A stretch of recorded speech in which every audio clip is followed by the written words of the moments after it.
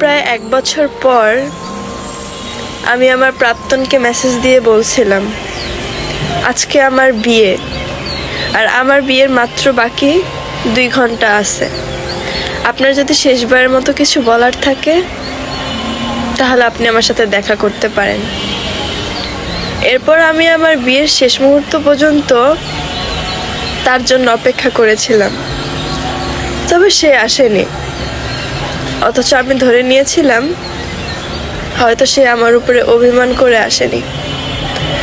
যাই হোক, এর ঠিক 2 বছর পর আমি আমার হাজবেন্ডের সাথে একটা কবরস্থানের সামনে দিয়ে যাচ্ছিলাম। তখন একটা কবরের দিকে তাকিয়ে দেখলাম আমার প্রাক্তনের নাম। নিচে লেখা ছিল বাইক অ্যাক্সিডেন্টে মারা গেছে। তারিখটা হচ্ছে আমার বিয়ের তারিখ। ওখানে আরও লেখা ছিল যে কোথাও তাড়াহুড়ো করে যাওয়ার টাইমে ট্রাকের সংঘর্ষণে অ্যাক্সিডেন্ট হয়।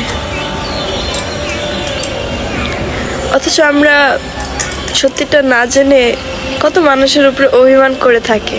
দিদি এত দুঃখের কথা শুনে আমার চোখের চোখ কানে ঢুকে গেছে। এখন আমি কি করবো?